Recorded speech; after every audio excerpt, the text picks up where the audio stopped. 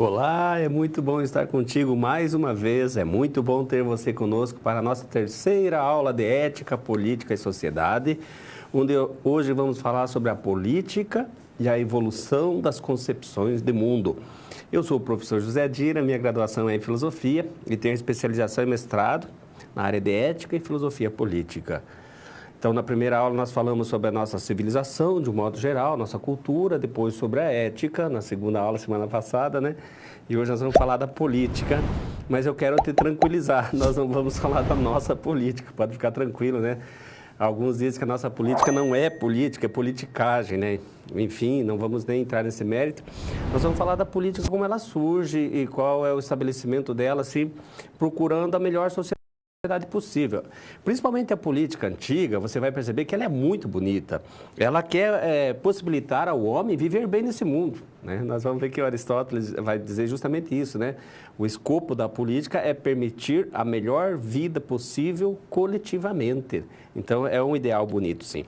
Eu quero começar a aula contextualizando acerca da importância da política com um texto de Bertolt Brecht. Está aqui embaixo o nome dele. O Bertolt Brecht é um dramaturgo polonês, nascido em 1898, falecido em 1956. Então, você percebe que ele vivenciou as duas grandes guerras, né? E como ele é polonês, ele estava bem no palco ali do conflito. E ele diz assim, o pior analfabeto é o analfabeto político. Veja bem que é o pior, né? E não é o político analfabeto, não vamos confundir as coisas, né? Um político analfabeto é um político iletrado. Pode acontecer de ter um político que não estudou muito e é semi-analfabeto, talvez, né? Mas ele está falando analfabeto político, aquela pessoa que não conhece, não se interessa por política. Olha o que ele diz. Ele não ouve, não fala, nem participa dos acontecimentos políticos. Fica por fora, não quer nem saber. Ele não sabe que o custo de vida, o preço do feijão, do peixe, da farinha, do aluguel, do sapato e do remédio, então vamos dizer o preço de tudo, o preço das mercadorias, que hoje se fala commodities, né, ao invés de mercadoria, então dependem das decisões políticas. Está aí o exemplo, né, da gasolina, que subiu enormemente, porque o petróleo tinha subido, o petróleo baixou, mas a gasolina não baixou, né? Aí ele diz assim, o analfabeto político é tão burro, e aqui eu acho até que ele é quase mal educado, né? Normalmente a gente não usa essas expressões contundentes assim, mas ele diz, ele é tão burro que se orgulha e estufa o peito dizendo que odeia a política. Não sabe o imbecil que da sua ignorância política nasce a prostituta, o menor abandonado. Ele está fazendo referência aqui aos problemas sociais, né? E o pior de todos os bandidos. Agora, note você quem é o pior de todos os bandidos para o Bertolt Brecht. É o político vigarista, pilantra, corrupto e lacaio dos exploradores do povo. Lacaio significa subserviente, né? Aquele que serve. Algumas vezes aparece assim, capacho, né? Aquele que está à disposição dos exploradores do povo. E algumas traduções, inclusive, não falam exploradores do povo, falam multinacionais, que as multinacionais, normalmente, elas vão para um país para ver se consegue ter uma maior lucratividade, né? As multinacionais são muito bem-vindas, né? Oferecem, às vezes, salários até melhores do que os nacionais. Mas lá nos países deles, eles pagam mais ainda, né? E para a gente se conscientizar ainda mais da importância da política, eu quero voltar ao quadro e apresentar para você uma reflexão de Clausewitz.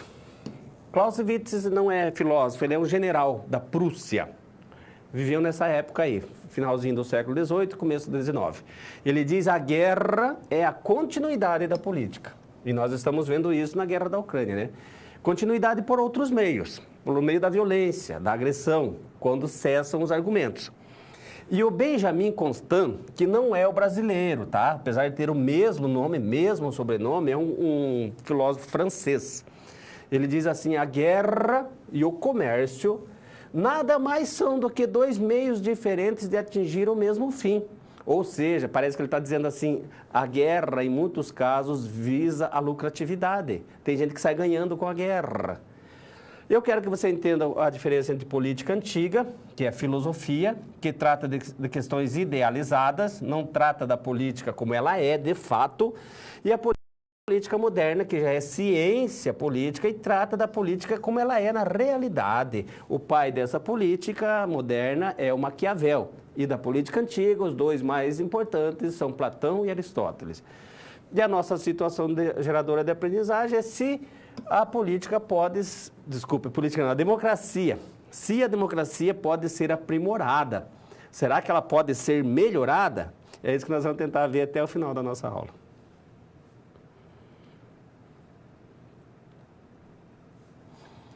Começamos então esse primeiro módulo lá indo na Grécia Antiga, né? O surgimento e a origem e o papel, né? Origem e finalidade. Origem e finalidade da vida política. Então, como é que surge isso? A gente admite que o berço da democracia é a Grécia e o berço da república é Roma. Existe uma diferença sim entre a democracia, a visão democrática e republicana, né? Vale lembrar, talvez, que nos Estados Unidos tem só dois partidos, o democrata e o republicano. O que diferencia, né, na prática um do outro? Historicamente, os republicanos eles estão mais preocupados com as coisas coletivas. Os dois são de centro, né? Não tem esquerda, os dois são de centro. Mas os republicanos estariam mais preocupados com as coisas coletivas e a democracia mais preocupada com as liberdades individuais. Mas isso se mescla muito, não tem essa clareza, né? Como aqui no Brasil também, alguns partidos políticos eles levam uma sigla, mas na prática eles praticam outro sistema político, né? Então, de onde vêm esses termos que nós usamos? Acho que é interessante primeiro a gente entender isso. Vamos ao quadro, então. O finalzinho de algumas terminologias nossas, cracia, o grego escrevia com K porque ele não tinha o C, né? Eles não têm a letra C no alfabeto deles. Cracia ou kratos é poder, significa poder. Algumas terminologias não terminam com cracia, terminam com arquia. Arquia vem do arquê, que os gregos buscavam o primeiro elemento, o princípio de tudo, que era o arquê. Lembra de arqueologia também, né? Então, arquê é origem, começo, princípio. Mono, no grego, é apenas, somente, ou Aqui aparece um. No grego é ená. Então, mono é sozinho, só. Por isso, se você juntar monocracia, o poder está em um só. Esse um só pode ser um rei, pode ser um imperador, pode ser um príncipe. Quando é um só, é monocracia. Nos últimos dias, você deve ter acompanhado os telejornais aí, e algumas pessoas estão estão usando o termo monocrático, né? Foi uma decisão monocrática. Monocrática é um eufemismo, né? Eufemismo é aquela figura de linguagem que suaviza um pouco, né? Então, é um eufemismo para falar ditador. Monocrático quer dizer a pessoa tomou a decisão sozinha. Monocracia. Mas aqui a monarquia. Monarquia é o governo de um só. Oligoi significa poucos. Talvez seja bom até a gente associar aquela terminologia que às vezes a gente usa até meio assim, tipo, ironizando, né? Panelinha que está governando. Então, oligoi são poucos. Aristói tem a mesma raiz da palavra arete, que nós já vimos na aula passada, que para Aristóteles a virtude é arete, né, em grego. Então, arete são os melhores.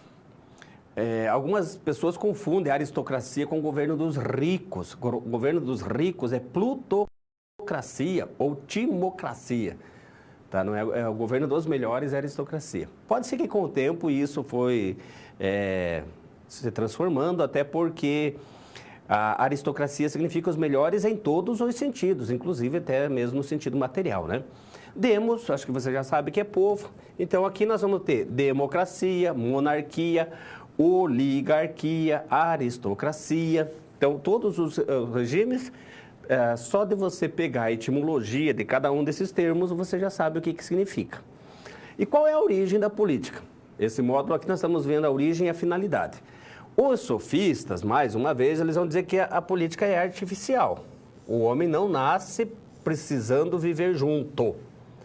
Mas o Platão e Aristóteles dizem que nós nascemos com essa necessidade, essa tendência de vivermos juntos. Os sofistas, como nós já vimos nas aulas anteriores, né, desde a primeira e também a semana passada, para eles são assim, tipo, permissivos, talvez fosse o termo que daria para a gente lembrar. Eles são relativistas, né? O termo que mais se usa é esse, eles são relativistas. Mas para a gente, assim, tipo, entender melhor, talvez, eles estariam mais no âmbito de permitir tudo. Tudo pode, tudo vale, né? Então, deixa aí, faz como quiser, eles são bem permissivos. E daí eles acham que a política é artificial. O homem percebeu em um determinado momento, a humanidade, né, que seria mais vantajoso viver junto, criar leis e assim por diante. É uma visão que ela não é aceita pelo Platão e Aristóteles, mas ela vai ser aceita na Idade Moderna. De tudo que os sofistas fazem, as pessoas deixam de lado, né? Nós vimos na última aula que o Nietzsche valoriza a ética dos sofistas, né? Mas na política talvez seja assim o espaço onde eles mais ainda são respeitados, né? Porque na Idade Moderna, você já deve ter estudado, Hobbes, Locke e Rousseau, né? Eles são contratualistas e eles vão dizer justamente isso, a política é artificial. O Platão e Aristóteles não, eles acham que nós nascemos assim, com essa tendência, essa necessidade de viver juntos, mais do que um animal gregário. O animal gregário, ele vive junto por instinto, mas ele não organiza a sua vivência. E o homem, como é um animal racional, né, segundo Aristóteles, então nós podemos organizar a nossa vivência de modo a ser a melhor vida possível. Agora, o que nós hoje valorizamos muito, que é a democracia, nem Platão nem Aristóteles valorizam a democracia. Só que eu gostaria que você entendesse, você não pode dar problema na hora da prova, que a democracia que eles tinham na época de Platão e Aristóteles era diferente da nossa. Então, o que hoje nós temos e nós chamamos de democracia, eles lá chamavam de politeia. E a politeia eles gostavam.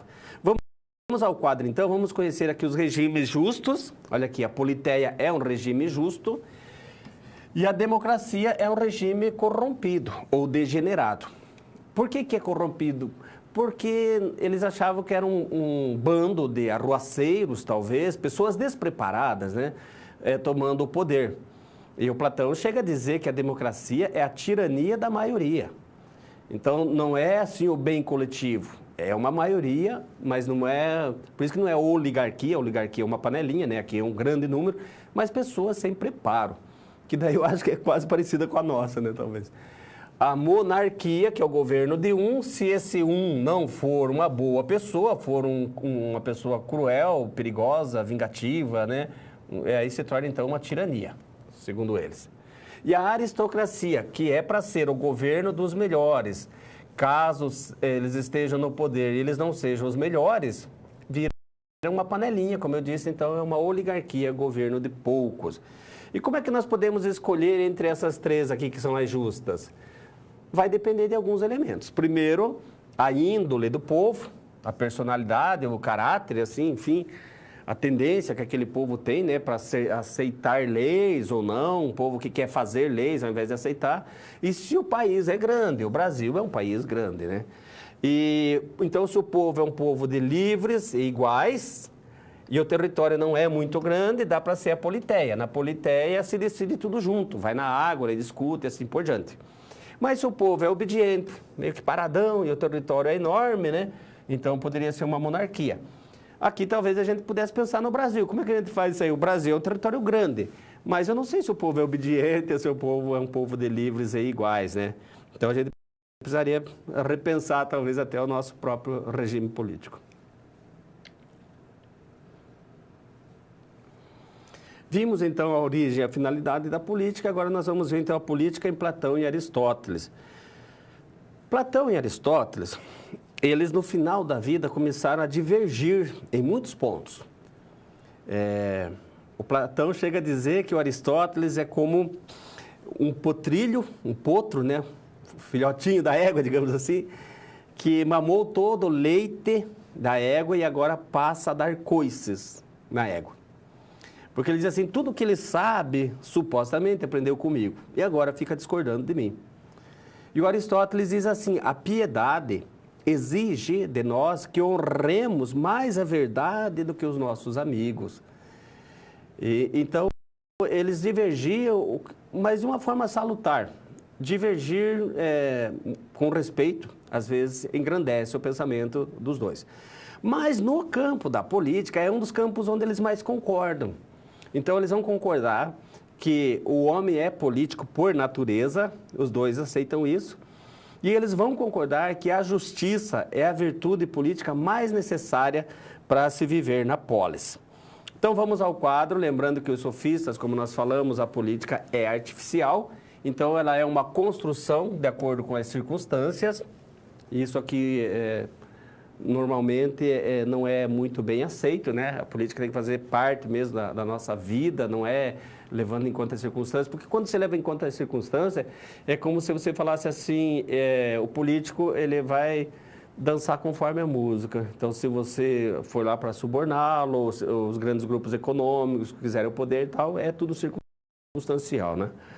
E o Platão vai identificar a justiça na pessoa, no indivíduo, no homem, que se chama antropós. Então, ele faz um paralelo entre a antropologia e a política. Ele faz um paralelo entre as almas que o homem tem. A alma em grego é psique. Então, ele vai usar, desculpa, aqui é o S, psicologia. Ele vai fazer uma comparação entre a antropologia ou a psicologia e a política. O homem justo tem 3 almas, já vamos falar disso. E elas têm que estar em harmonia. A sociedade justa, na época do Platão, tinha 3 classes. E essas 3 classes deviam conviver harmoniosamente na polis. O Aristóteles vai deixar muito bem frisado que o homem é político por natureza.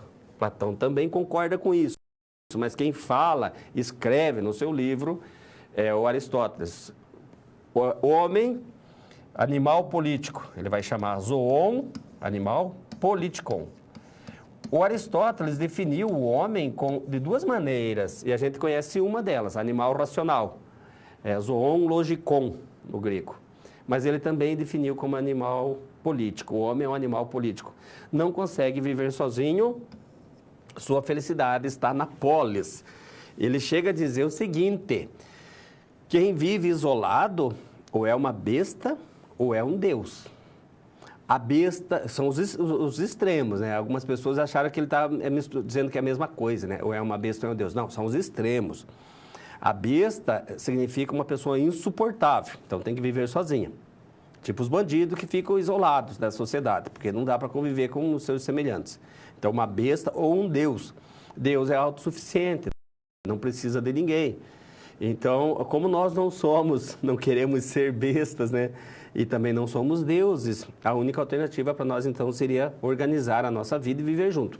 Quem vive isolado não se realiza plenamente, segundo ele. E hoje em dia a psicologia fala que quem fica isolado por muito tempo, muito tempo, pode chegar a enlouquecer. Então, nós precisamos realmente dessa convivência. O que eu quero que você entenda bem, que eu acredito até que deva ter questões no banco de provas sobre isso, é como é que o Platão faz essa comparação entre o homem justo e a polis justa. Então vamos ao quadro, aqui tem um esqueminha que vai te ajudar. É a construção idealista.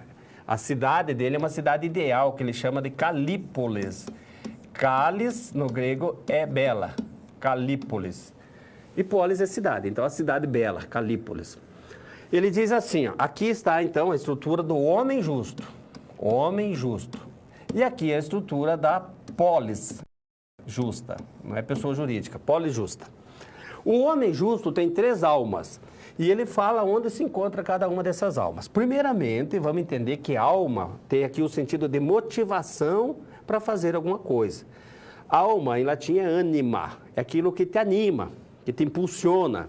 Então, nós temos uma alma racional, está aqui na razão, e essa alma, ela tem uma virtude. A virtude dela é a prudência. Prudência é agir corretamente, ser cauteloso, né? Não fazer loucuras. Então, essa aqui é na cabeça.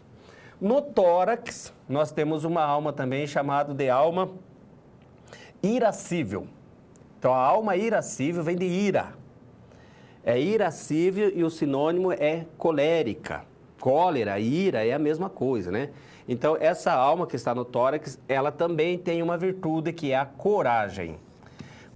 Coragem, para eles, não tem muitas vezes o sentido que nós damos hoje para coragem.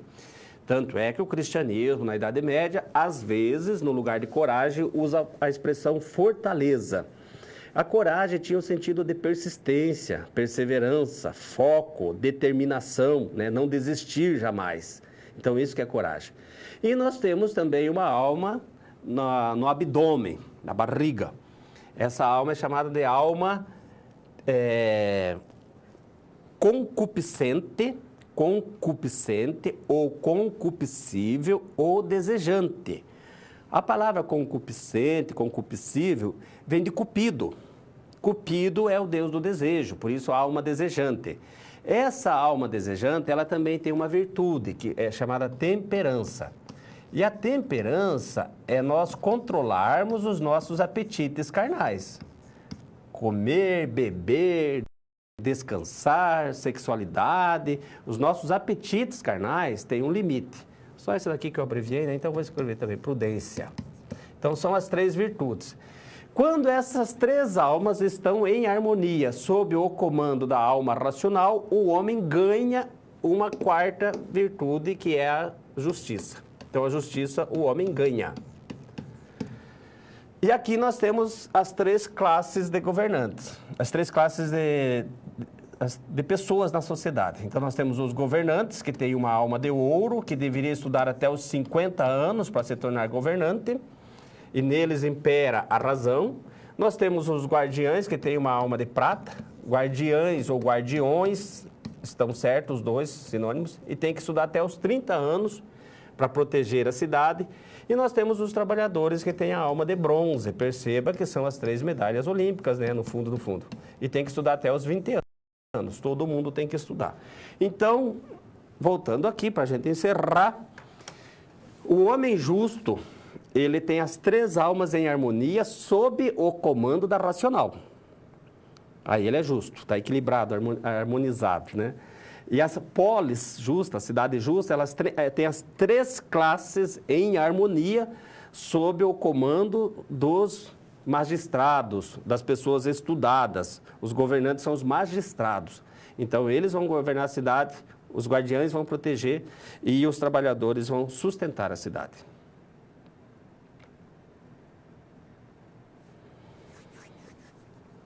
Então, essa é a contribuição do Platão, e ele acha que tudo tem que ser em comum. Isso que é terrível, e foi criticado pelo Aristóteles, esse aspecto. Em comum para o magistrado, o governante, ele não tem casa, ele não tem família, não tem nada dele. Ele vive para o Estado. E os guerreiros também.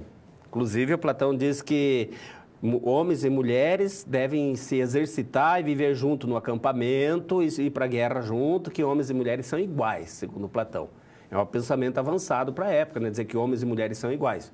Mas daí a mulher também se exercita e vai ter guerreiros e guerreiras também. Então, aí o Aristóteles não concorda com isso. Só o trabalhador que podia ter propriedade, família. Governante não ia casar, é tipo os padres, não se casam. Os governantes não poderiam se casar, nem os soldados. E daí o Aristóteles fala, não, a família é o núcleo primeiro, a célula primeira da sociedade. O Aristóteles, ele é muito mais pé no chão do que o Platão nesse sentido.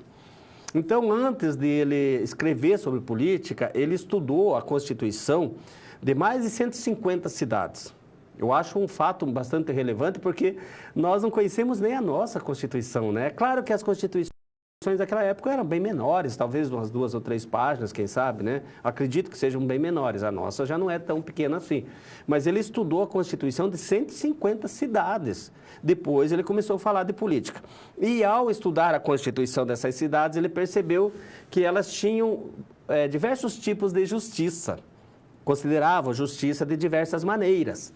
E aí ele pegou e escreveu, então, baseado nisso, ele fez a distinção que eu quero apresentar aqui para você.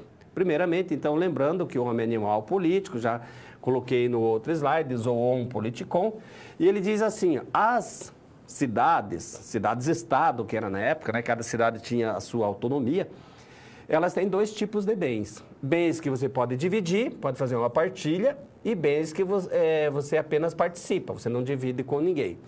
E para cada tipo de bem existe um tipo de justiça. Então, existe uma justiça distributiva, que tem a ver com a distribuição dos bens, e uma justiça participativa. A participativa não tem como você errar, né? Porque são bens participáveis, justiça participativa. E aí ele apresenta uma diferença entre igualdade e equidade. A igualdade e a equidade para nós é praticamente como se fosse sinônimo, né? Mas para Aristóteles não, tem uma diferençazinha. E o Aristóteles acha assim que primeiramente o Aristóteles ele é um meritocrata. Meritocrata. Meritocrata significa que a gente deve ganhar conforme o mérito. Em algumas ocasiões, às vezes não dá para saber quem merece mais ou menos. Nesses casos, ele afirma que a gente deve procurar deixar todos nivelados. É isso que é equidade, nivelar todos. Porque uma sociedade onde tem muita desigualdade, normalmente é uma sociedade violenta. O Aristóteles não fala isso, né? Ele só fala que é para igualar. Mas hoje nós sabemos que uma sociedade muito desigual é uma sociedade extremamente violenta. E, infelizmente, o nosso país é o 7º mais desigual do mundo. Então, o Aristóteles vai recomendar que, na medida do possível, deixe todo mundo mais parelho, mais próximo, né?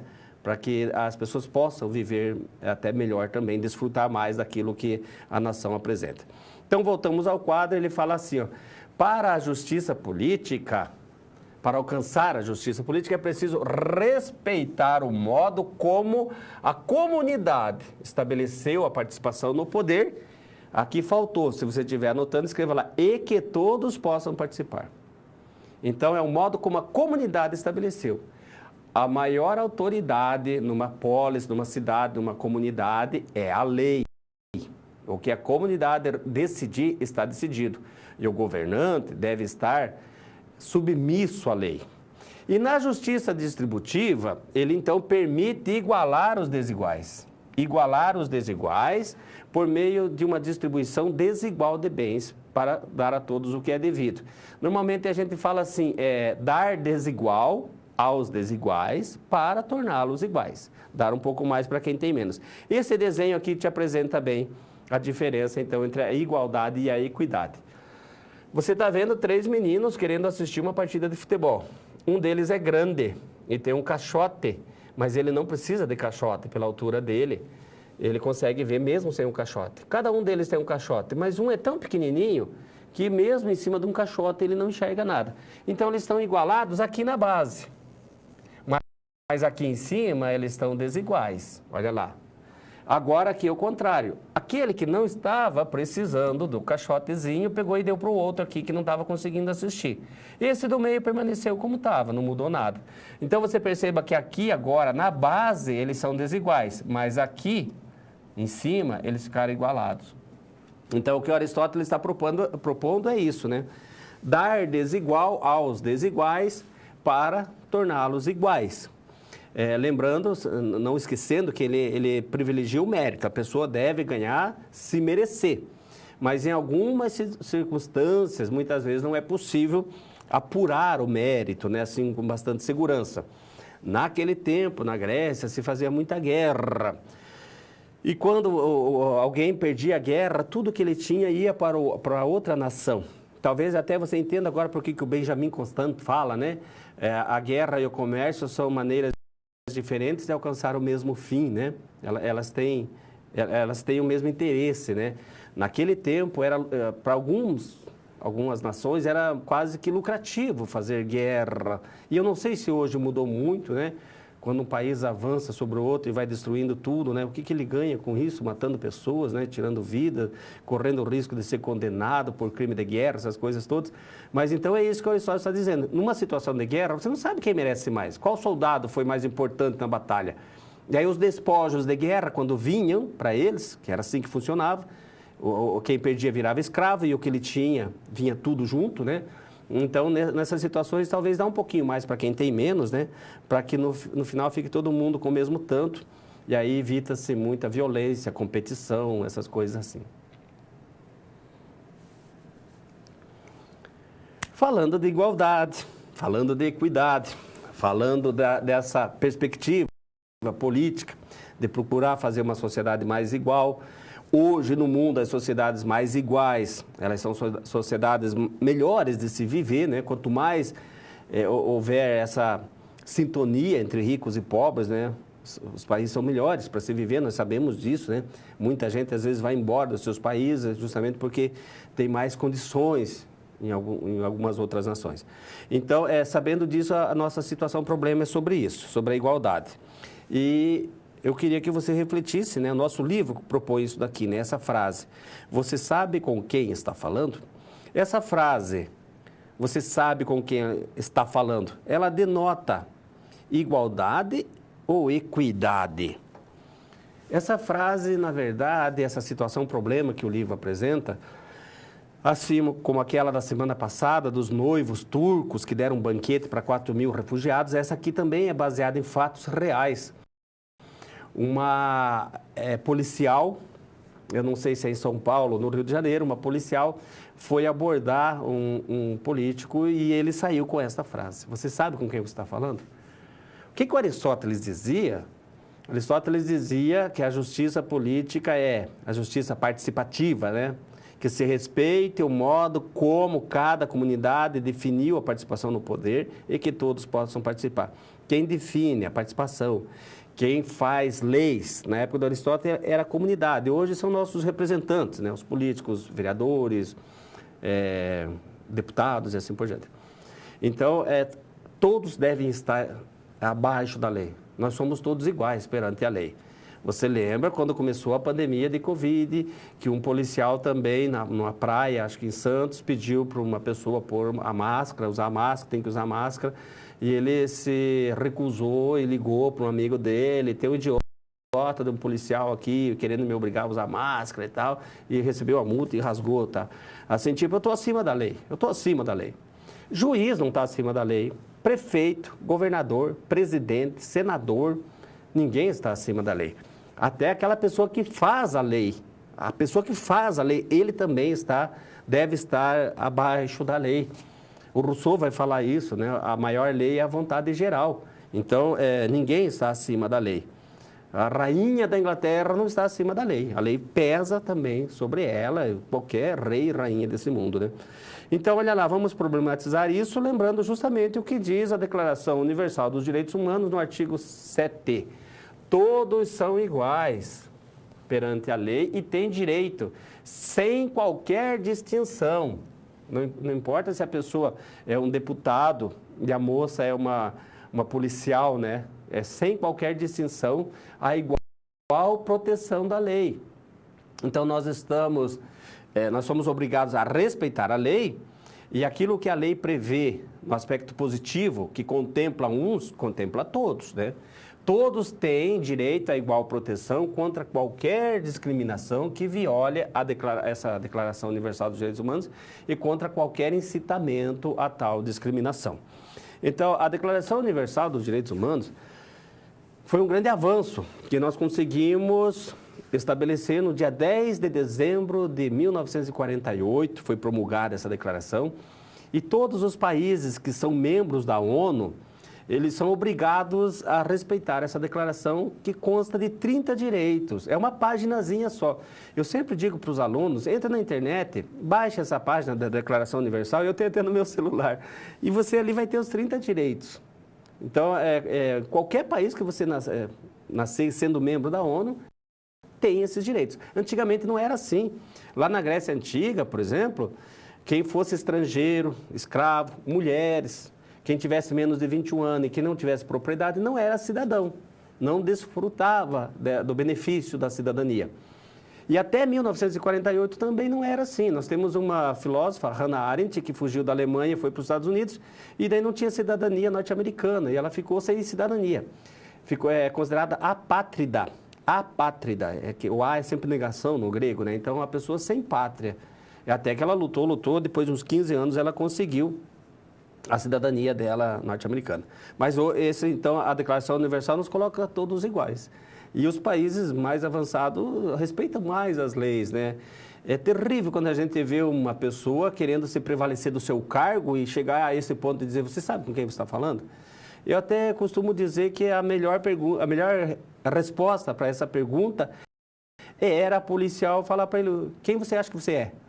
Você sabe com quem você está falando? Quem você acha que você é? Você acha que você é acima da lei? A lei vale para todo mundo, né? Mas certamente, se ela falasse isso, você ficaria pior ainda, né? Então, a nossa pergunta, no fundo, mais uma vez, ela é uma pergunta tendenciosa ou capciosa, né? Por quê? Vamos ao quadro. Essa pergunta não referenda nenhum e nem outro. Nem igualdade e nem equidade. O que ela demonstra? Prepotência. Potência é poder, pré é antes. A pessoa acha que tem um poder, né, que ela não tem. Eu sou deputado. A lei não cai sobre mim. Claro que cai. Como eu falei, cai até sobre... Se nós tivéssemos um rei no Brasil, até sobre ele ia cair, né? Então, demonstra prepotência e falta de conhecimento. A policial poderia dizer, você por acaso já leu o artigo 7º da Declaração Universal dos Direitos Humanos? Você não sabe que nós somos todos iguais perante a lei, né? Tanto assim para ser penalizado, quanto para desfrutar das benesses que a lei oferece também.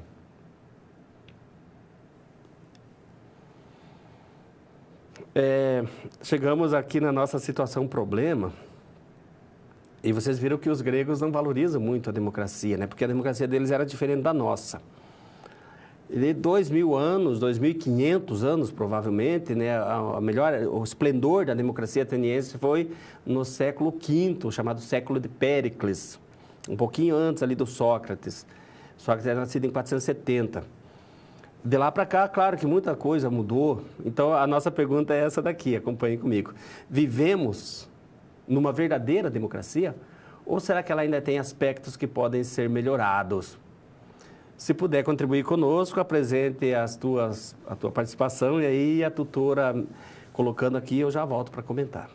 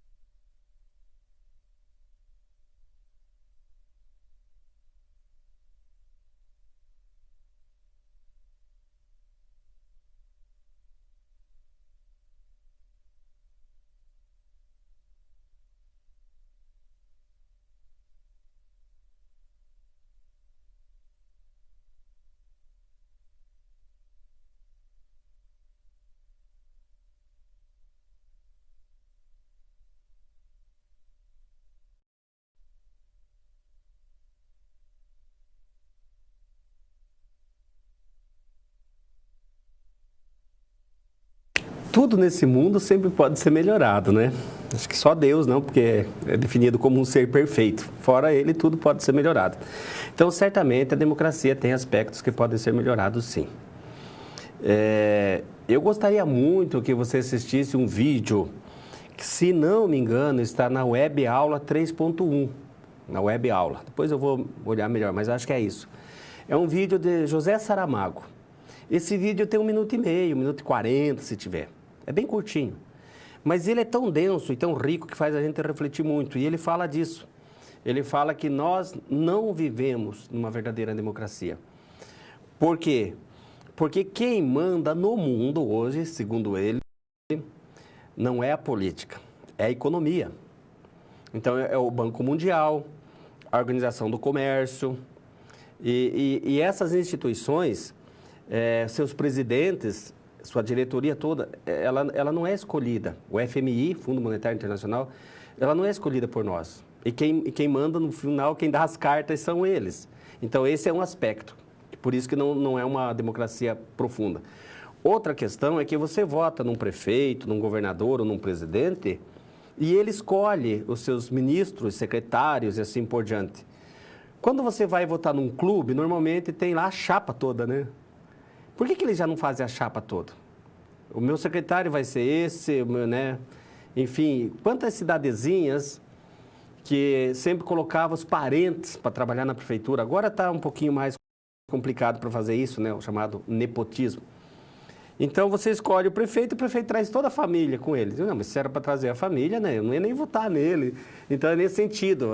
Nós votamos numa pessoa, mas quem vai estar ali ajudando, assessorando, tomando decisões, a gente não vota. É a pessoa que escolhe, né? Como se ele tivesse essa autonomia para fazer o que ele bem entender. Então, a democracia tem muitos aspectos, sim, que podem ser melhorados.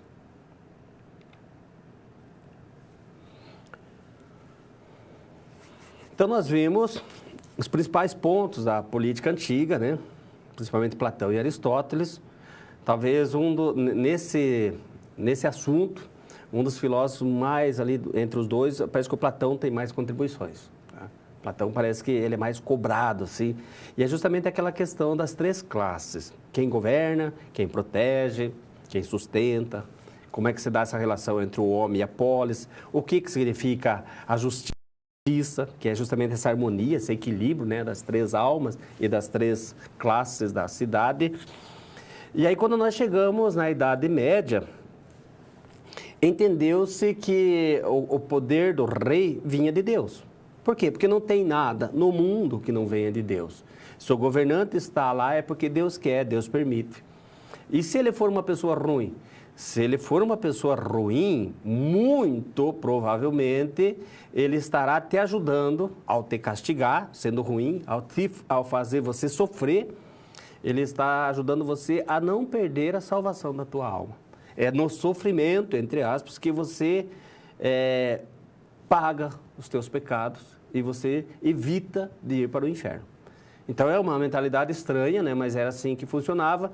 Porque Deus escolheu os reis de Israel no Antigo Testamento, Saul, Davi, foi Deus que escolheu, mandou o profeta lá, né, para escolher, o Davi mesmo, o profeta foi lá para escolher e ele estava no campo, ele era tão pequenininho, fraquinho, que o pai achou, não, eu tenho uns bombadão aí, deve ser um desses daí, né? E aí eu vi um, vi o outro, falou, não, você não tem mais nenhum filho, não? Não, tem um no campo, mas aquele lá não deve ser, não. E aí Deus diz, é esse daqui. E aí no Novo Testamento aparece uma recomendação bem expressa em Romanos 13. Meus irmãos, sede submissos às autoridades políticas, sede submissos às autoridades políticas, pois elas foram constituídas por Deus. E aí é essa mentalidade que fica. Então, primeiramente vai ficar esse direito divino de governar, e o nosso módulo fala de dois assuntos, direito divino e realismo político. Realismo político daí já é Maquiavel, daí já mudou a história. Então vamos conhecer aqui o direito divino, e uma das pessoas que mais contribui para isso é Agostinho. Tomás de Aquino também contribui, né? Mas nós vamos ver aqui Agostinho. Agostinho diz que a função política, o prefeito, o governador, seja quem for, a função do político não se limita a resolver problemas de ordem material. Fazer escola, creche, arrumar as estradas. Ele não está dizendo que o político não deve fazer isso. Está vendo que ele falou não se limita, não deve se limitar. Então, ele tem que fazer isso, mas tem algo mais que ele tem que fazer. O que ele precisa fazer? Olha lá, direcionar também seus esforços para favorecer aos cidadãos da cidade terrena, a terra, que também é chamada cidade dos homens, condições para alcançarem a cidade celeste, também chamada cidade de Deus. O Agostinho tem um livro, inclusive, que o título é Cidade de Deus. Até quando eu fiquei sabendo que estava saindo aquele filme, né, Cidade de Deus, a primeira coisa que eu pensei, nossa, mas é sobre o livro de Santo Agostinho, né, Cidade de Deus, é o título do livro dele. O que ele fez? Ele pegou os dois mundos do Platão. Platão dizia que existia o mundo material, físico, onde a gente se encontra, que é o mundo sensível, e existia o mundo das ideias, ou o mundo inteligível, que é o mundo dos conceitos. E o Agostinho, ele faz essa adaptação do pensamento do Platão, né, com a igreja. Nós vimos isso na primeira aula. Então, ele pega esses dois mundos e, ao invés de falar em dois mundos, ele fala em algo muito parecido, que ele chama de duas cidades. Cidade dos homens, ou terrestre, e cidade de Deus, ou celeste. A cidade de Deus é a cidade perfeita. Tem as características do mundo inteligível do Platão, que é o mundo perfeito. Então, o político deve nos ajudar. A cidade de Deus, cidade celeste, é o paraíso. É o paraíso. Então, o político deve nos ajudar a alcançar o paraíso. É como se ele tivesse uma responsabilidade pela salvação da alma dos seus súditos. É como não, ele tinha. A primeira responsabilidade, aparentemente, da salvação do rebanho, como se diz, da igreja, é do clero. Dos padres, bispos, cardeais, do Papa. Essa é a primeira responsabilidade. Mas o político tem que contribuir também. Então, por isso que Deus outorgava a ele essa perspectiva, né, de ajudar a conduzir. E se ele fosse um político ruim, então ele era conhecido como flagelo de Deus. Aguente. Você não poderia nunca tirar esse político do poder. Aí, quando chega Tomás de Aquino, que é de 1225... ele já começa com a mudança nesse pensamento. Ele diz assim, governantes cruéis, violentos, déspotas, pessoas que não têm perfil, né, hoje nós diríamos, eles podem legalmente serem depostos. Mas é legalmente, não é assim por violência, não é com arruaça, qualquer coisa, revoluções, né? Não é com as armas, talvez com impeachment, eles podem legalmente serem depostos.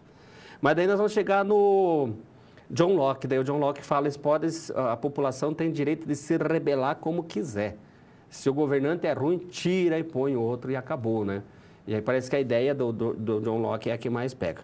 Então voltamos ao quadro que Agostinho está fazendo aqui no fundo, ele está apresentando dois sentidos da política. Um sentido social, que é cuidar das nossas necessidades materiais, né? Hoje se fala muito de segurança, escola, essas coisas assim, saúde, né? E também um sentido teológico ou escatológico, né? A escatologia é uma palavra que significa viver aqui o que será o futuro. Então, já tentar salvar as pessoas, né? Ajudar as pessoas a salvar a sua alma. Então, ele apresenta esses dois sentidos da política ao descrever a função que precisa ser exercida pelo político visando o presente, que é viver bem, mas também a eternidade, que, como nós dissemos, tem a ver com a salvação da alma. E essa foi a mentalidade que permaneceu, por isso é chamada de teocracia. Nós vimos que cracia é poder, cracia ou kratose é poder, né? Então, Ariston, por exemplo, é melhor, aristocracia, governo dos melhores. Nesse caso aqui, teocracia, né? Teos é Deus. Então, o poder do político vem de Deus. E quem transmite esse poder é o Papa. Então, por isso que um rei, normalmente, ele era coroado, ele recebia a coroa e recebia um cetro. Um cetro é uma espécie de um cajado enorme, com tipo um cabo de guarda-chuva, assim, né, na ponta, para apacentar as ovelhas. Então, ele representava o Cristo bom pastor. Ele tem um compromisso com as ovelhas também, né, da salvação da alma dos súditos.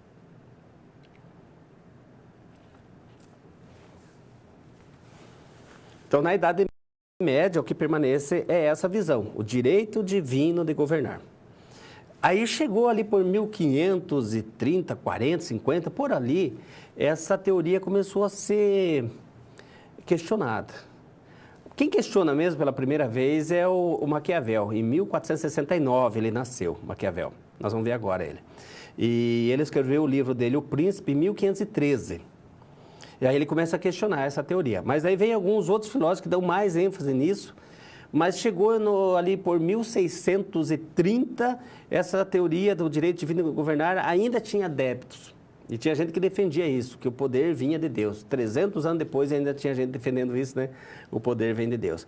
Então, nós começamos a nossa aula falando que existia a filosofia política, que tratava da política ideal. Platão e Aristóteles são filósofos políticos. E tem uma política moderna que é chamada de ciência política, que começa com Maquiavel, e daí não trata da política ideal, mas trata da política real. Esse real não é no sentido de realeza, real no sentido de realidade. O Maquiavel, aos 16 anos de idade, ele se tornou secretário do príncipe Leopoldo de Médici. E ele acompanhava o príncipe nas reuniões, nos acordos que eles faziam, com 16 anos de idade já. E ficou com o Leopoldo de Médici até os 25, quando o Leopoldo faleceu. Quando o Leopoldo tinha 42 anos, ele faleceu, 42, 43. E aí o Maquiavel acabou conhecendo como é que a política funciona. E a política antiga dizia que a política era da natureza humana. Ele percebe que a política não é da natureza humana, e também não vem da vontade de Deus. Então, o Maquiavel está derrubando uma visão política antiga e uma visão política medieval. O Maquiavel não é moderno, ele é renascentista, mas daí ele já começa, então, com uma visão que vai impactar na modernidade. Por isso, ele é considerado o pai da política moderna. Vamos ao quadro, então, conhecendo um pouquinho mais do Maquiavel. Então, ele trata do realismo político, da realidade da política. Normalmente se fala assim, Maquiavel conheceu a política pelos bastidores. Ou como nós dizemos hoje, Maquiavel conheceu a sujeira da política. E ele nunca falou aquela frase, os fins justificam os meios. Ele se conclui de tudo que ele estava apresentando que os fins justificassem os meios. É necessário um príncipe para se manter no poder que aprenda a ser mau, que se valha ou deixe de valer-se disso segundo a necessidade. O príncipe, para ficar no poder, tem que aprender a ser mau. Isso aqui está no livro dele, né? O famoso livro O Príncipe. Eu acho que eu não preciso nem falar para você. Eu já tive aluno, infelizmente, que quando foi falar do Maquiavel, falou Pequeno Príncipe, né? Pelo amor de Deus, gente. O Príncipe. A virtude do governante aparecerá, segundo Maquiavel, na qualidade das instituições que souber criar e manter. Criar e manter. Ele tem que ficar no poder. Na capacidade que tiver, que é chamada de fortuna, para enfrentar as adversidades, as ocasiões adversas. A fortuna é uma palavra que existe na nossa língua portuguesa também, significa riqueza, bens materiais. Fortuna ali, pode voltar ao slide, você percebe que ela está em itálico, né? Está deitadinha a palavra fortuna. Por que está deitadinha? Porque não é na língua portuguesa, é no latim. Aquela palavra está sendo usada na língua latina. No latim se escreve como nós escrevemos, se fala como nós falamos, por isso não dá para perceber muito bem a diferença. No latim, a palavra fortuna significa oportunidade. Então, é como se fosse assim, ocasião propícia. O governante quer apresentar uma lei polêmica, espera o momento certo. Se não tem nada para ocupar a imprensa vai fazer uma cobertura minuciosa disso. E vai gerar um bafafá danado e vai ser difícil aprovar essa lei. Então, espera, no momento que a imprensa estiver focada num outro aspecto, por exemplo, agora é época de guerra, de pandemia, muitas leis estão passando e nós não estamos nem vendo. Você deve lembrar de um político que algum tempo atrás falou assim, aproveita para passar a boiada, enquanto passa a boiada, né? Que é aquela história lá do boi de piranha, né? Você coloca um boi para as piranhas comer e a boiada passa enquanto eles estão entretidos com aquele boi mais velho ou doente, assim por diante. Então é mais ou menos isso. A fortuna é você pegar o momento certo para você agir. Ficar sempre antenado, ligado. Eu disse que o Maquiavel jamais falou aquela palavra, aquela frase, né? Os fins justificam os meios. Ela é de um poeta lá da Roma Antiga, Ovídio. Mas dizem que o Maquiavel nunca quis ensinar o príncipe a ser ruim. O que Maquiavel queria era mostrar para a população como que o príncipe agia. Ele criou uma maneira muito esperta para fazer isso, porque ele falou que estava criando uma cartilha para servir de apoio para o príncipe governar, e essa cartilha que ele estava escrevendo era baseada no modo como os príncipes da Roma Antiga governavam. Como o príncipe de Florença não sabia como era o governo na Roma Antiga, ao ler aquilo, ele ficou até lisonjeado. Ele falou, eu faço igual sem saber. E eles agiam assim, eu também faço isso, né? Então, o Rousseau vai dizer que o Maquiavel esclareceu o povo fingindo dar lições ao príncipe. Enquanto fingia que dava lições, ele estava esclarecendo ao povo. Agora, do Maquiavel é bom a gente guardar, por exemplo, a definição de política. A definição de política dos antigos era a arte de bem conviver em sociedade. Então, o que é política antiga? É bom você anotar isso. Política antiga, a arte de bem conviver em sociedade. O que é política moderna? Vamos ao quadro. É a arte de conquistar e manter o poder. Você tem que tomar o poder e ficar nele. O que move o político não é a boa convivência, não é o bem, é o poder. O político é fissurado pelo poder.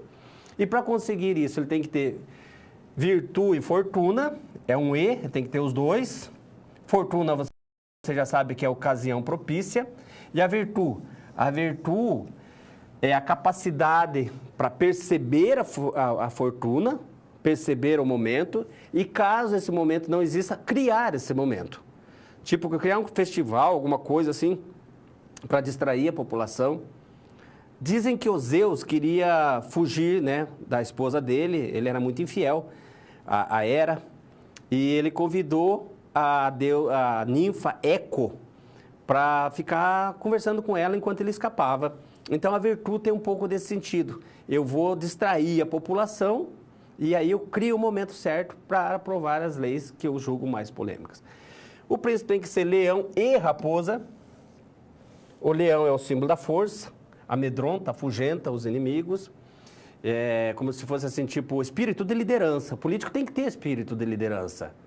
E tem que ser raposa para não cair nas armadilhas. A raposa é fraquinha, mas não é tonta. O leão é fortão, mas quando ele vê, já caiu na armadilha. O político não pode, né, se deixar levar por armadilhas. Aqui não é E, aqui é ou, né? Amado ou temido. Então, diz assim o Maquiavel, que o príncipe tem que ser... Aqui a gente apresenta dois, amado ou temido. Na verdade, são 4. O príncipe tem que ser respeitado sempre, odiado nunca, senão vão tentar derrubá-lo, odiado. Amado, ele pode ser, se possível, e temido, se preciso. Então, respeitado sempre, odiado nunca, amado, se possível, e temido, se preciso. E se tiver que escolher entre ser amado ou temido, escolha ser temido. Porque as pessoas relutam menos em ofender aquelas que elas amam do que aquelas que elas temem, diz o Maquiavel.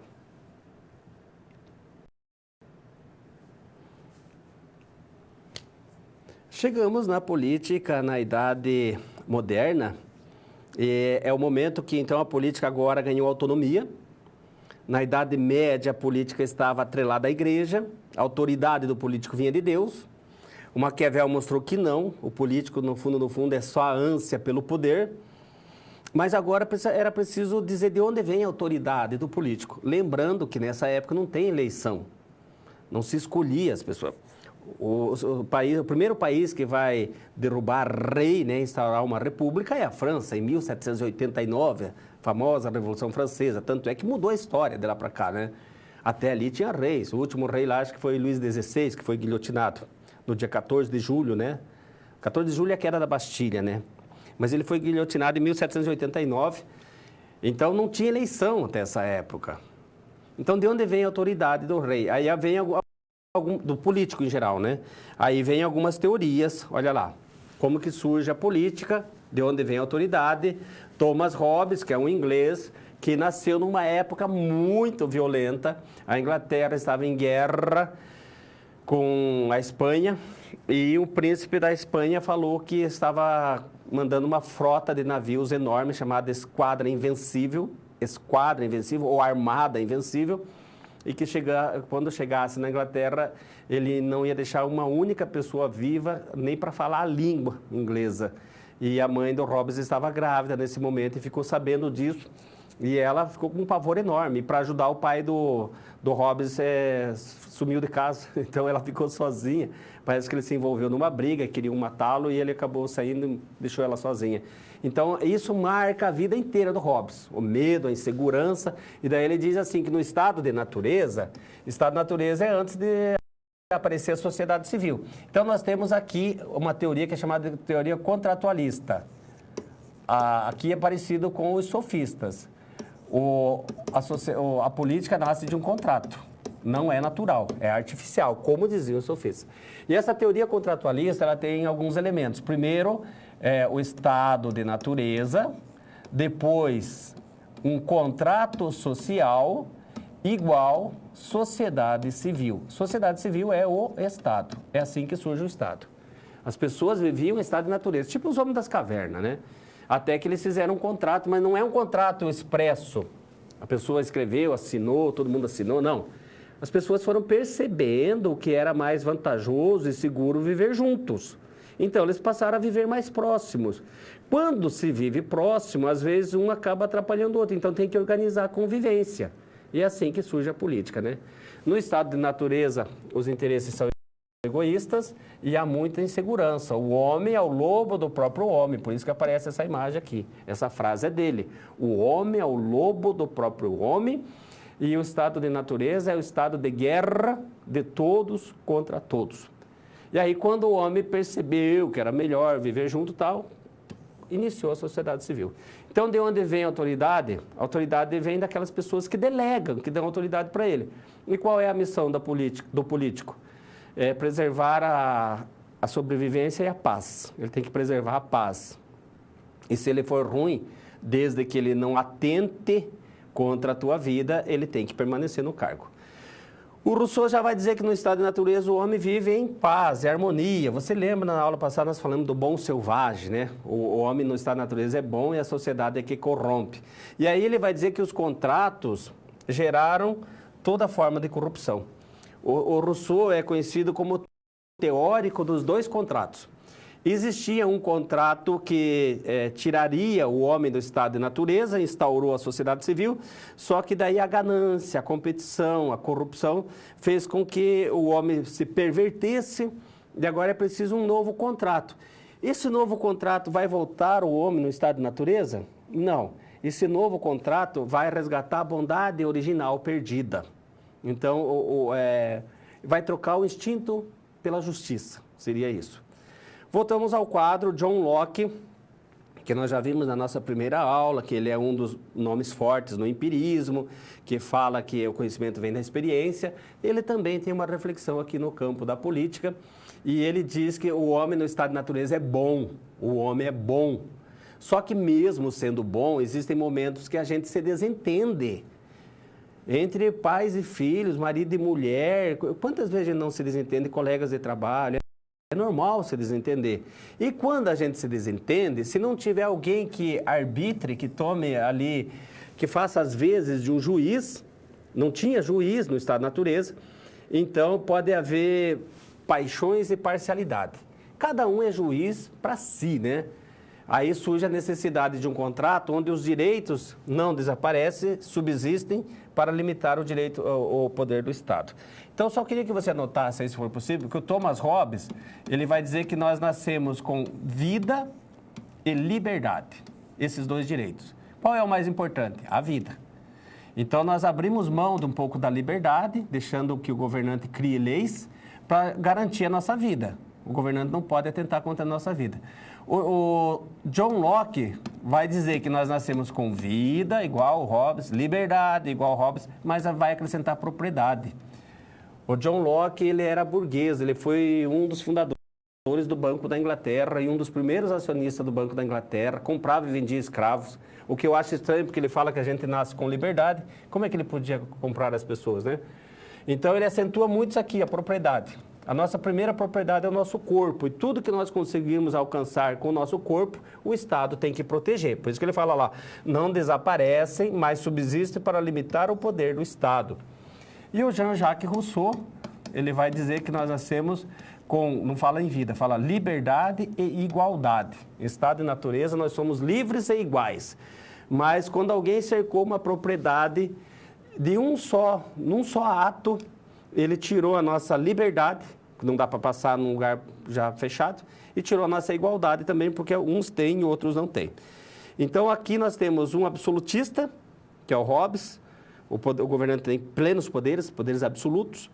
Nós temos um republicano, que é o Rousseau, que é, de certa maneira, contra a propriedade. Tem quase assim uma tendência ao socialismo. Ele é contra a propriedade, ele não é um socialista, ele é um republicano. O socialismo ainda não existia, né? E nós temos um liberal. Está começando o liberalismo, que é o capitalismo, é a mesma coisa, que é o John Locke. Então, voltamos ao quadro. John Locke diz o seguinte: a organização das leis e do Estado deve ser feita com o objetivo de assegurar o respeito aos direitos naturais e, de modo enfático, a questão da propriedade. Essa é a única razão de ser de um governo. Proteção da vida, da liberdade e garantir a propriedade. Os burgueses, eles arcavam com as despesas do rei da Inglaterra. Carlos I, Carlos II, Jaime II, desde 1640 até 1689. E eles estavam esgotados de só pagar as despesas do rei e não conseguir fazer leis. Então, eles só se reuniam quando o rei convocava, quando precisava de dinheiro na prática. E eles criam uma teoria para tirar o rei e chegar no poder. E aí quem cria essa teoria é o Locke. Só que daí ele não tirou o rei. Lá é uma monarquia parlamentarista. A rainha da Inglaterra divide o poder com o primeiro-ministro. Na prática, a rainha da Inglaterra é figura decorativa, né? Quem faz as leis e toca o país é o parlamento. A Inglaterra tem um sistema bem estranho, né? Que tem a Câmara dos Comuns, a Câmara dos Lordes e tal, mas eles fazem as leis, né? E todos estão submissos às leis, né? Então, acabou a monarquia absolutista e começou a monarquia parlamentarista, que é vigente até hoje.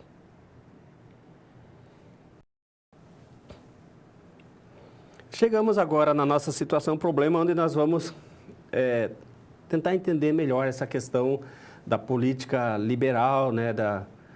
O que é o liberal? O liberal, assim, para a gente guardar numa palavrinha mais simples, é como se a economia está liberada da influência do Estado.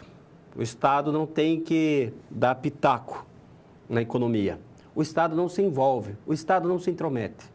Então, o Estado não dá bens sociais nenhum, aposentadoria, não dá nada, apenas garante, é chamado de Estado mínimo, né? Garante um mínimo que é a segurança. Só a segurança e a elaboração e cumprimento de leis. O papel do Estado é isso, criar leis, exigir a observação das leis, o cumprimento das leis, com um aparato, que é um aparato policial. Então, esse é o papel do Estado. Mas saúde? Não, saúde é por conta de um plano de saúde. É particular, é do bolso. Aposentadoria, plano de aposentadoria, assim por diante. Então, essa é a característica. A economia não está atrelada à política. Olha, a pergunta aqui é a seguinte: quais são as características do Estado liberal? Você está vendo aquele bonequinho, ele tem uma nota, parece ser de $1, né? Ele tem uma nota na mão. Então, aquele ali é vamos dizer assim, o mercado econômico. E aquele que está ali fazendo reverência ou beijando o pé, não sei, aquele é o político. Então, quem manda no mundo, é muito difícil a gente perceber isso. E você não precisa nem acreditar no que eu estou falando. Você pode fazer a experiência você mesmo. Quem manda no mundo? É o mercado financeiro. Se um governante faz qualquer coisa que desagrada o mercado financeiro, a bolsa cai e o dólar sobe. Ele volta atrás. E se ele for fazer alguma coisa e consultar primeiro os seus assessores, seus ministros, e eles falarem isso aqui, o mercado vai reagir contrário a isso. Ele não faz. Duas coisas que assustam um político: o mercado financeiro e opinião pública. Se ele cair na opinião pública, ele pode ter a carreira dele findada por ali mesmo. Então, ele não pode cair na opinião pública. Ele tem que estar sempre de bem com a opinião pública e com o mercado financeiro. Então, vamos lá, problematizando isso. No começo da Idade Moderna, surgiu uma quarta classe, que é chamada de burguesia. Existiam 3 classes, uma pequenininha aqui em cima, que é o clero, é uma pirâmide, né? Uma maiorzinha aqui, que eram os burgueses, e uma enorme aqui, que era o povão. E aí saiu uma bem pequenininha aqui embaixo, que é a quarta classe, que é a burguesia, que é 1% da sociedade. A classe burguesa é 1% da sociedade. Hoje, muita gente que tem sua casinha, carro próprio, carro do ano, ele acha que ele é burguês. Burguês é o 1% mais rico. Aí, essa classe que estava aqui embaixo, quando surgiu, ela precisava chegar aqui. Aqui estavam os nobres, rei, rainha, príncipe, imperador. E aí eles fizeram a Revolução Francesa, pegaram o povo todo ao seu favor. Então o povo caiu na lábia dos liberais, dos burgueses. Eles tomaram o poder. Assim que eles tomaram o poder, eles abandonaram o povo. Então é assim que surgiu essa quarta classe. A burguesia tinha a riqueza, mas não tinha o poder. Só conseguiu o poder na Inglaterra em 1689, Revolução Gloriosa na Inglaterra. 100 anos depois, 1789, Revolução Francesa. A Revolução Francesa foi violenta, correu muito sangue, matou muita gente. Nunca mais a França teve rei. O último foi guilhotinado ali, né? Então, eles conseguiram chegar ao poder. John Locke criou uma teoria que permitiu chegá-los ao poder usando o quê? A propriedade. O papel do Estado é proteger os direitos, vida, liberdade e principalmente propriedade. Até hoje se defende essa teoria, né? E aí então começa o Estado liberal. Liberal, como eu disse, assim, no sentido de o mercado financeiro não precisar ficar atrelado às decisões políticas. Está liberado. Então vamos lá, resolvendo essa situação. O Estado liberal é marcado pelo materialismo, pelos bens materiais, pela busca de riquezas, né?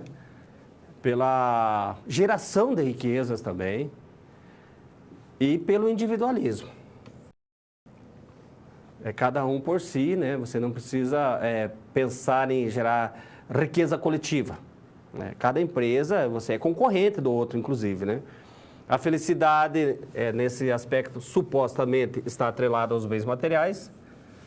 Os bens materiais são excelentes. Nós falamos isso já, né? Quando os sofistas diziam que a felicidade depende de prazer, poder e riqueza. São coisas maravilhosas, mas não é garantia de felicidade, tanto que, como eu já disse, as pessoas que mais cometem suicídio são aquelas que têm bens materiais, às vezes até bem mais do que outros que nunca, né, pensam em cometer suicídio. E a felicidade pode ser buscada individualmente. Talvez você fale assim, mas é claro que pode, por que não? Na Grécia Antiga, não. Na Grécia Antiga, a felicidade seria mais viável, mais realizável, mais concretizada se todo mundo se empenhasse. Na Grécia Antiga, uma pessoa que está feliz aqui, o seu vizinho, o seu amigo, o seu parente infeliz, compromete tudo, né? A felicidade devia ser buscada em conjunto.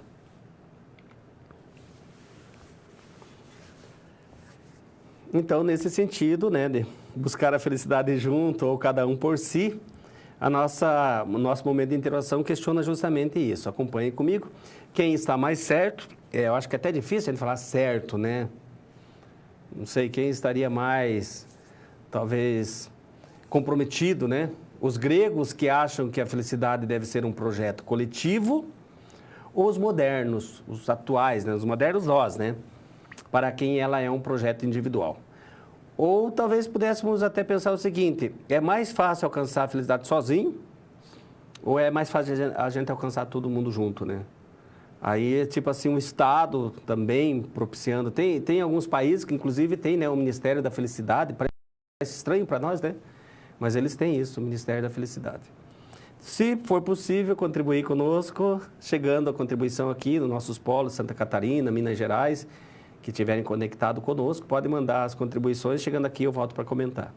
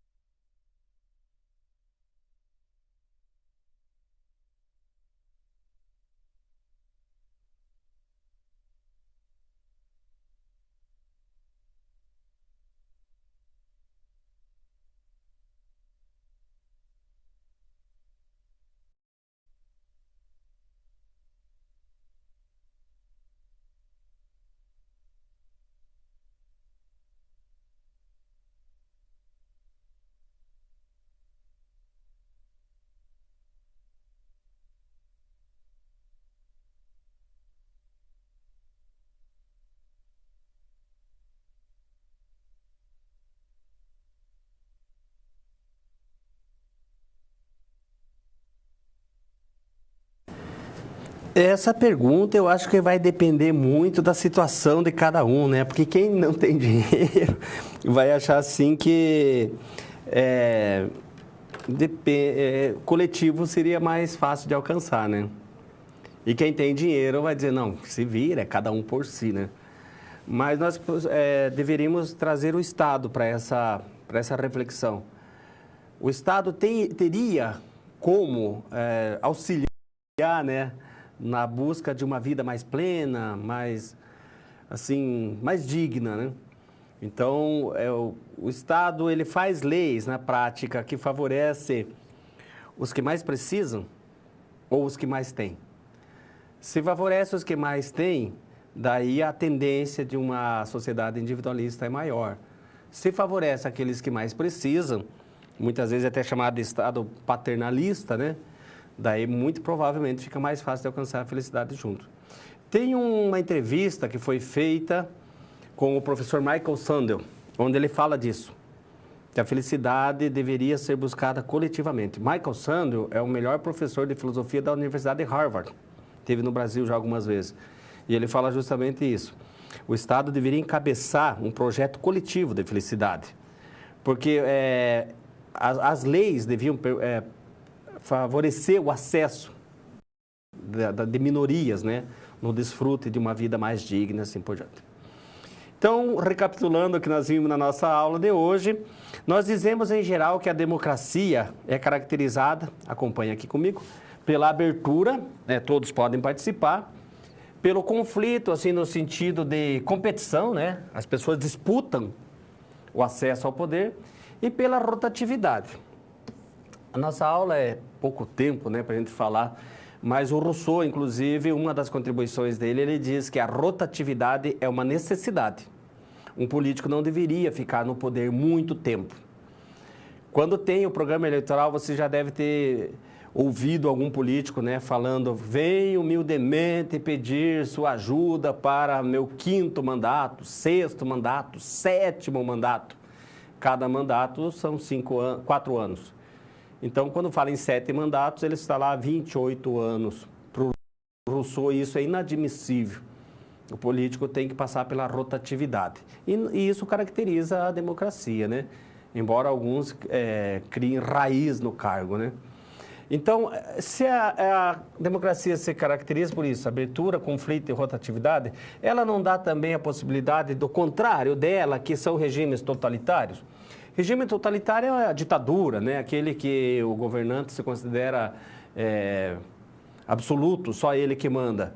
Por que daria margem a isso? Porque você permite que todos participem e depois a pessoa que entra, ela pode dizer, não, eu entrei, eu não quero sair mais. E nós temos muitos políticos assim.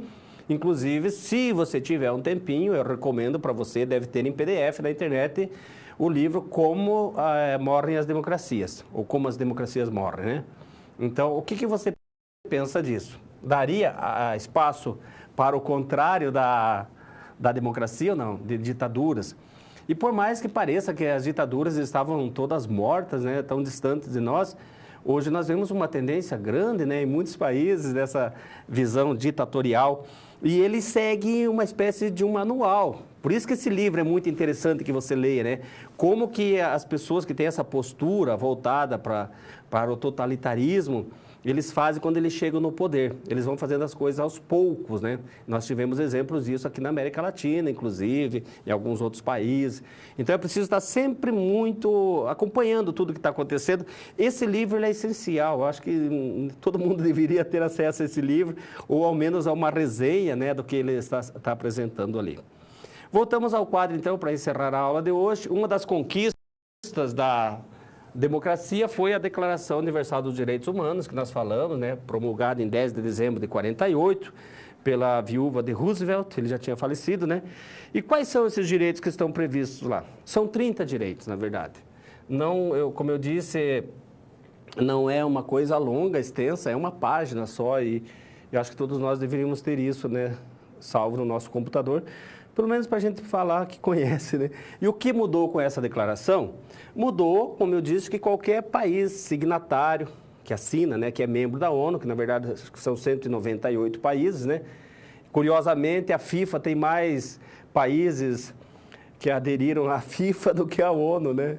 A FIFA tem uns 6 países a mais que a ONU. Então, o que mudou? Que qualquer lugar que você esteja, você tem aqueles direitos garantidos. E não era assim que funcionava. E isso, então, começa em 1948. Por que ainda hoje nós vemos tantos casos de desrespeito, de violação aos direitos humanos? Eu acho que daí essa pergunta não é difícil da gente responder, né? Porque na prática o papel aceita tudo, mas aí quando vai colocar mesmo isso, né? Na teoria, né? Na teoria o papel aceita, mas na prática não. Então, os direitos, eles são efetivados quando se exige, quando algumas organizações buscam isso. Uma pessoa sozinha não consegue reivindicar seus direitos, mas às vezes um grupo maior, né? Essas ONGs, a esfera pública, o Habermas vai falar de esfera pública, né? É preciso fortalecer a esfera pública, porque, como eu disse, um dos grandes medos dos políticos é justamente ficar mal visto na opinião pública, né? Ou junto ao mercado financeiro também. Então, é assim que a gente poderia fazer nossos direitos prevalecer. Essa foi, então, a nossa terceira aula. Hoje tratamos das questões políticas e viemos até o Rousseau. Daí, na aula da semana que vem, nós vamos vir até os nossos dias, até praticamente 2000 e pouco, né? E aí nós encerramos. Eu espero você. Até lá.